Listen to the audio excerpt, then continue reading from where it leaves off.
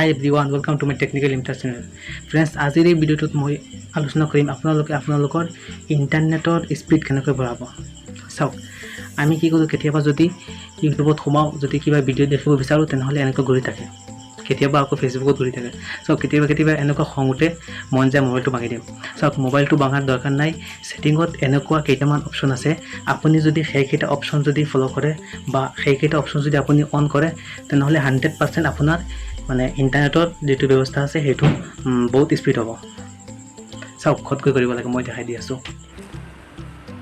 চাওক, এতিয়া মই আহি গৈছোঁ ডিছপ্লেত আহি গৈছোঁ। ডিছপ্লেত এতিয়া আপুনি ফাৰ্ষ্টত যাব, মোবাইল স্ক্ৰীণত আহি গৈছোঁ।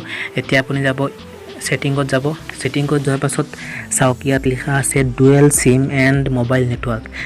আপোনাৰ তাত যদি dual SIM and mobile network নাহে তেনেহ'লে আপুনি কি কৰিব, ওপৰত গৈ এনেকৈ লিখি দি দিব, চাৰ্চ কৰিব DUAL ডুৱেল লিখাৰ পাছত এনেকুৱা আহি যাব dual SIM and mobile network. চাওক, ইয়াতে চিম 1 আছে, চিম 1ত ক্লিক কৰিব। চিম 1ত ক্লিক কৰি চাওক, ইয়াতে এটা অপশ্যন আছে ডাটা ৰ'মিং। ডাটা ৰ'মিংটো আপোনাৰ যদি অফ থাকে তেনেহ'লে আপুনি অন কৰিব।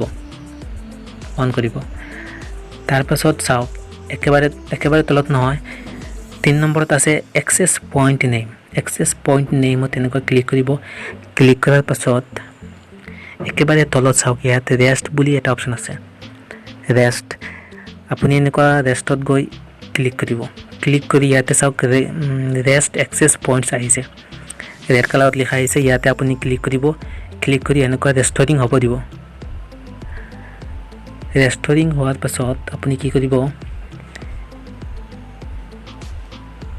একেবাৰে চুকত চাওক, ইয়াতে প্লাছ আইকন আছে। প্লাছ আইকনত গৈ ইয়াতে নেম আছে, APN আছে, প্ৰস্কি আছে, পৰ্ট আছে। আপুনি ইউজাৰ নেমত যাব। ইউজাৰ নেমত এনেকৈ ক্লিক কৰিব। ক্লিক কৰি ইয়াতে আপুনি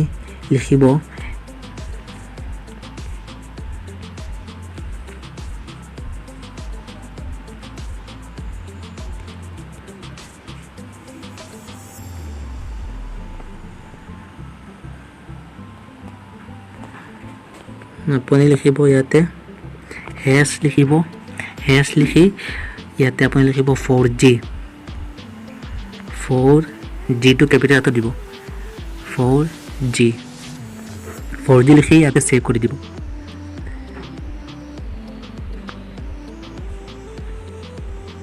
ৰবচোন, 4G লিখি ইয়াতে স্পেচ দিব। স্পেচ দি মেক্স লিখিব।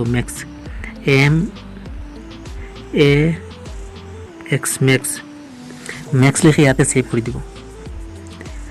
সেভ কৰাৰ পাছত তলত চাওক, ইয়াতে ইউজাৰ নেমৰ পাছত পাছৱাৰ্ড আছে। পাছৱাৰ্ডটো নালাগে, চাৰ্ভাৰ আছে। চাৰ্ভাৰত এনেকৈ ক্লিক কৰিব। আকৌ চাৰ্ভাৰত ক্লিক কৰাৰ পাছত লিখিব www.geo.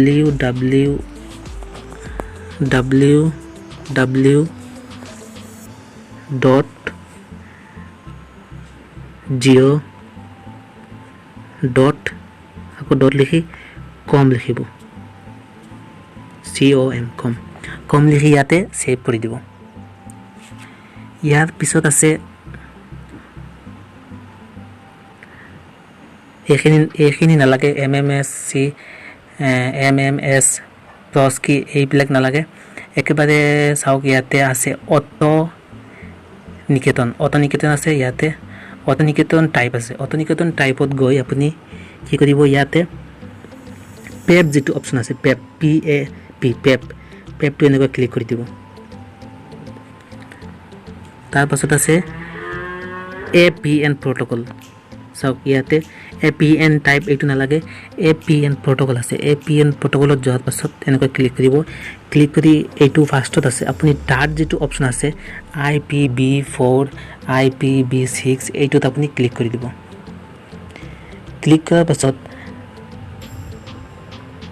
পাছত আছে APN roaming protocol. চাওক, ইয়াতে APN roaming protocol আছে।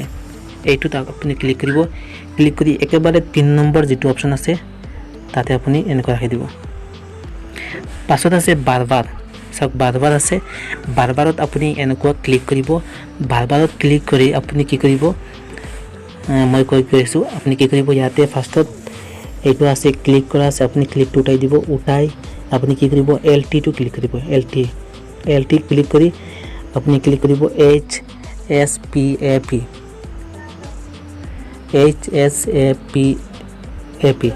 এইটো ক্লিক কৰিব।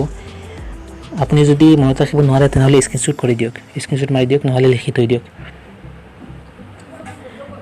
পাছত আপুনি কি কৰিব, HSPA